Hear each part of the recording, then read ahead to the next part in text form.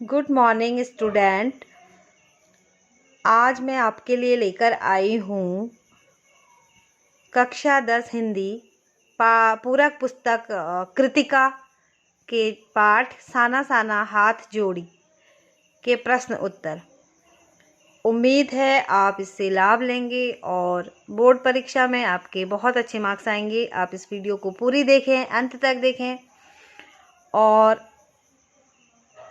Video शुरू करने से पहले आपसे एक रिक्वेस्ट है, मेरी वीडियो को लाइक करें, शेयर करें और ज़्यादा से ज़्यादा सब्सक्राइब करें ताकि मेरी हर आने वाली वीडियोज़ आपको आसानी से मिल जाए। मैं इसमें आपको बोर्ड की तैयारी इस वक्त करा रही हूँ। बोर्ड में जो क्वेश्चन आंसर्स आने वाले हैं और जो इम्पोर्टेंट है वही आपको दे रही हूँ, तो इसलिए इसको सब्सक्राइब ज़रूर करें ताकि जो वीडियो मैं अपडेट करूँ वो सबसे पहले पहुँचे आप तक। ठीक है बच्चों, तो शुरू करते हैं। क्वेश्चन नंबर 1, साना साना हाथ जोड़ी। पहले चैप्टर्स को आप पूरा पढ़ लो, उसके बाद इस वीडियो को देखो, क्वेश्चन आंसर्स को देखो, तो आपको दोबारा पढ़ने की भी आवश्यकता नहीं पड़ेगी। बहुत ईजी लैंग्वेज में इस क्वेश्चन आंसर्स मैं आपके लिए प्रोवाइड कराऊंगी। ठीक है, तो पहला क्वेश्चन है, झिलमिलाते सितारों की रोशनी में नहाया गंतोक लेखिका को किस तरह सम्मोहित कर रहा था। अगर आपने क्वेश्चन चैप्टर पढ़ा होगा तो आपको क्वेश्चंस बहुत आसानी से समझ में आ जाएंगे और मैं क्या कह रही हूँ, इसमें क्या शब्द हैं, क्या क्वेश्चन है, उसका आंसर क्या है, ये आप बहुत ही जल्दी समझ जाएंगे। तो इसके लिए आप पहले चैप्टर को पूरा पढ़ेंगे। तो देखिए, तो झिलमिलाते सितारों की रोशनी में नहाया गैंगटॉक शहर लेखिका के मन को सम्मोहित कर रहा था।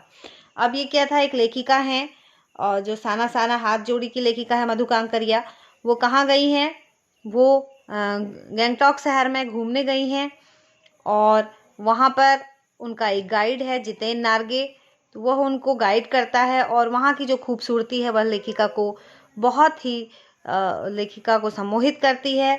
तो जब एक जगह वह शाम के समय में रुकती है तो बहुत ही ऊंची पहाड़ी में वहाँ से वह उनको एक शहर नज़र आता है जिसकी रोशनी जो रात में रोशनी से जगमगाया हुआ है।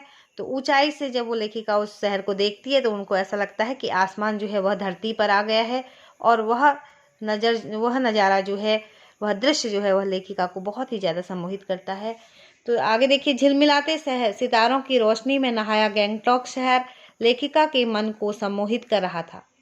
गैंगटॉक अथवा गंतोक सिक्किम राज्य की राजधानी है। इसकी सुंदरता सुबह, शाम व रात को देखते ही बनती थी। वहाँ रात्रि के समय आसमान ऐसा प्रतीत हो रहा था मानो सारे सितारे बिखर कर नीचे टिमटिमा रहे हों। दूर ढलान लेती तराई पर सितारों के गुच्छे रोशनी की झालर बना रहे थे। इस सुंदरता ने लेखिका पर ऐसा जादू कर दिया मानो सब कुछ ठहरा हुआ सा अर्थहीन, प्राण रहित लग रहा था।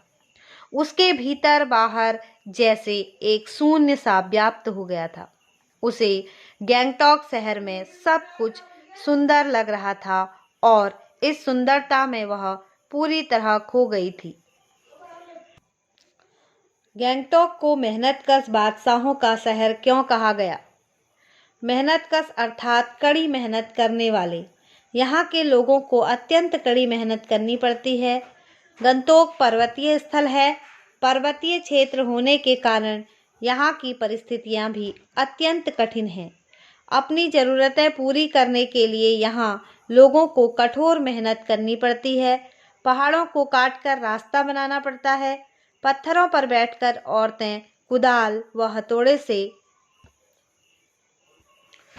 पत्थर तोड़ती है। कुछ औरतों की पीठ पर बंधी टोकरी में उनके बच्चे बंधे होते हैं। उनकी मातृत्व भावना और श्रम साधना साथ साथ देखी जा सकती है।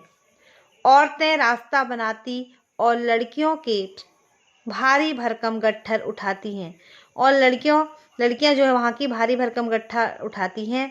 हरे भरे बागानों में युवतियाँ बोकू पहने चाय की पत्तियाँ तोड़ती हैं। बोकू जो उनका एक खास वस्त्र होता है उसको बोकू कहा जाता है। बच्चे भी अपनी माँ के साथ काम करते हैं। यहाँ लोग अत्यंत कठिन परिस्थितियों में जीवन जीते हैं, इसलिए लेखिका ने गंतोक को मेहनत कश बादशाहों का शहर कहा है। क्वेश्चन नंबर 3 देखिए, इस प्रकार है, कभी श्वेत तो कभी रंगीन पताकाओं का फहरना किन अलग अलग अवसरों की ओर संकेत करता है। इसका उत्तर देखिए, इस प्रकार है, एक कतार में लगी श्वेत बौद्ध पताकाएं शांति व अहिंसा का प्रतीक हैं। इन पर मंत्र लिखे होते हैं। जब किसी बुद्धिस्ट की मृत्यु होती है तो उसकी आत्मा की शांति के लिए शहर से दूर किसी पवित्र स्थान पर 108 श्वेत पताकाएं फहरा दी जाती हैं। इन्हें उतारा नहीं जाता, ये स्वयं नष्ट हो जाती हैं। इसके अतिरिक्त किसी शुभ कार्य को आरंभ करने के लिए भी रंगीन पताकाएं लगाई जाती हैं। यह कार्य बौद्ध धर्म को मानने वाले लोग ही करते हैं। नेक्स्ट क्वेश्चन देखिए, जितेन नार्गे ने लेखिका को सिक्किम की प्रकृति, वहाँ की भौगोलिक स्थिति एवं जनजीवन के बारे में क्या महत्वपूर्ण जानकारियाँ दी, लिखिए। तो जितेन नार्गे उस जीप का ड्राइवर था जिसके द्वारा लेखिका सिक्किम की यात्रा कर रही थी, परंतु वह ड्राइवर की अपेक्षा गाइड की भूमिका अधिक निभा रहा था।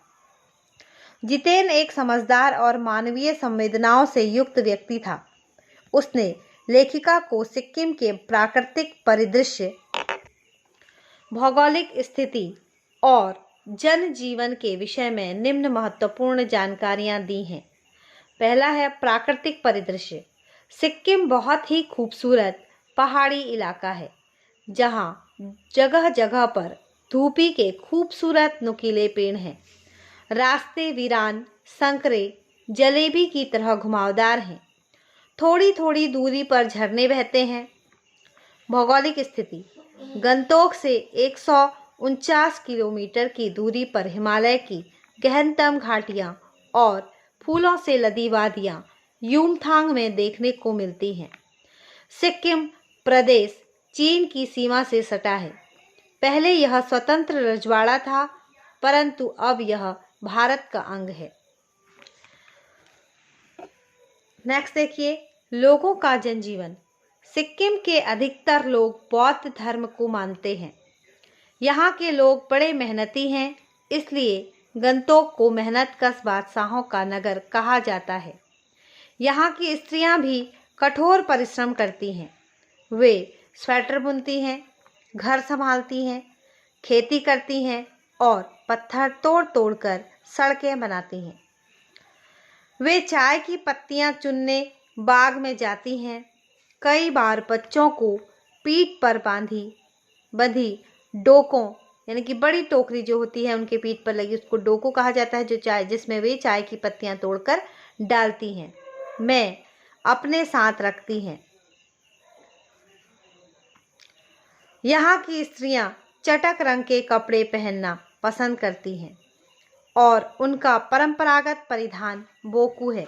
बोकू मैंने बोला था, जो उनको ठंड से बचाता है। वह एक मोटे कपड़े का कोट नुमा होता है जो पैरों तक लंबा होता है। बच्चे पढ़ने के लिए 3-4 किलोमीटर पहाड़ी चढ़कर स्कूल जाते हैं। वहाँ के जो बच्चे होते हैं वो क्या करते हैं, बहुत दूर दूर तक पहाड़ियाँ चढ़ कर स्कूल जाते हैं। वहाँ कोई भी स्कूल बस जैसी कोई सुविधा नहीं होती है। फिर वो क्या करते हैं, शाम को वे अपनी माताओं के साथ काम करते हैं। उनका जीवन बहुत श्रम साध्य है। जो बच्चे हैं स्कूल जाते हैं, पैदल चलकर स्कूल जाते हैं, पैदल चलकर स्कूल से आते हैं और उसके बाद फिर वे क्या करते हैं, अपनी माताओं के साथ वहाँ पर क्या करते हैं, काम में जुट जाते हैं। ठीक है, तो बच्चों इस वीडियो में केवल 4 क्वेश्चन ही मैं आपको बताऊंगी, क्योंकि इसके क्वेश्चन आंसर जो हैं बहुत ही ज़्यादा हैं और वीडियो बहुत ही लंबी बन जाएगी। इसलिए मैं इसकी जो क्वेश्चन आंसर्स हैं उनको 3 भागों में आपको प्रोवाइड कराऊंगी। तो इसका ये भाग 1 होगा, कुछ क्वेश्चन भाग 2 में होंगे और कुछ क्वेश्चंस आपके भाग 3 में होंगे। तो आप इस चैनल को लाइक करें, शेयर करें और सब्सक्राइब करें। सब्सक्राइब करेंगे तो आपको जो भी मैं वीडियो बनाऊंगी वो आपको सबसे पहले मिल जाएंगे, इजीली मिल जाएंगे, इसलिए आप सब्सक्राइब करना ना भूलें।